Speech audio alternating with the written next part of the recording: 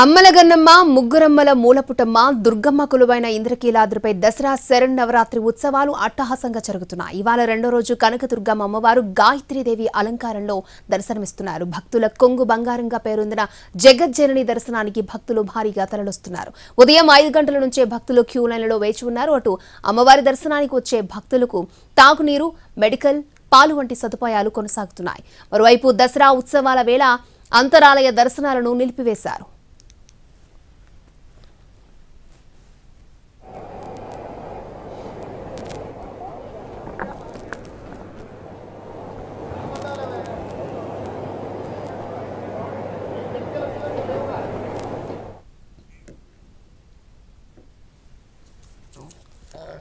Right, Vijayawada దుర్గగుడిలో అమ్మవారి శరన్నవరాత్రి ఉత్సవాలు అంగరంగ వైభవంగా జరుగుతున్నాయి. భక్తులు పోటెత్తుతున్నారు.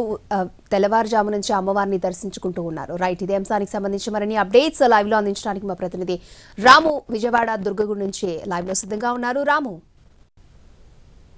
అక్షయ, ఈరోజు ఉదయం 5 గంటల నుంచే అమ్మవారిని దర్శించుకోవడానికి భక్తులైతే క్యూ లైన్లో ఉన్నారు. ఈరోజు అమ్మవారు గాయత్రీదేవి అలంకారంలో కనకదుర్గమ్మ దర్శనమిస్తున్నటువంటి పరిస్థితి అయితే ఉంది. అమ్మవారి దర్శనానికి వరుసగా క్యూ లైన్లో అయితే భక్తులు వస్తున్నారు. దీనిలో అమ్మవారికి సంబంధించినంత వరకు ఈరోజు త్రిమూర్తి అంశంగా అమ్మవారిని కొలుస్తారు. గాయత్రీదేవి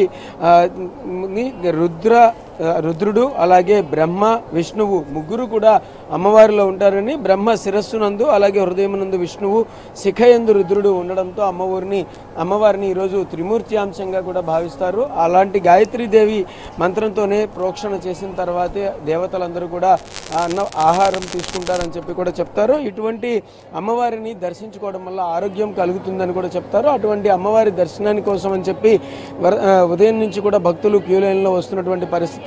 ఈ రోజు అయితే మాత్రం నిన్నట్లాగానే ఈరోజు కూడా అమ్మవారి దర్శనానికి వచ్చే భక్తుల కోసం తాగునీరు, పాలు, అలాగే వచ్చేటటువంటి వాళ్ళు ఎవరైతే చిన్నపిల్లల తల్లులు ఉన్నారో వాళ్ళని కూడా ఎక్కడైనా ఎమర్జెన్సీ గేట్ల వద్ద బయటకు తీసుకురావడం కానీ, ఎమర్జెన్సీ గేట్లు ప్రతి 100 మీటర్లకు ఉన్న పరిస్థితుల్లో అన్ని రకాల ఏర్పాట్లు చేసినటువంటి పరిస్థితి అయితే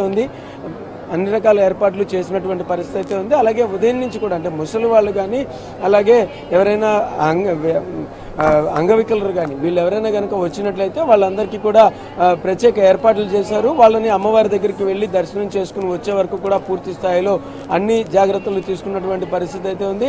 ఈరోజు రాత్రి 10-11 గంటల వరకు కూడా, అంటే నిన్న రాత్రి 10 గంటలతో దర్శనం ముగిసింది. ఈరోజు కూడా 10 గంటల వరకు దర్శనం ఉంటుంది. ఒకవేళ ఈరోజు గాయత్రీదేవి అలంకారం కావడంతో అధికంగా భక్తులు ఉన్నట్లయితే 11 గంటల వరకు కూడా దర్శనం ఉండే పరిస్థితి అయితే ఉంటుంది. అక్షయ్.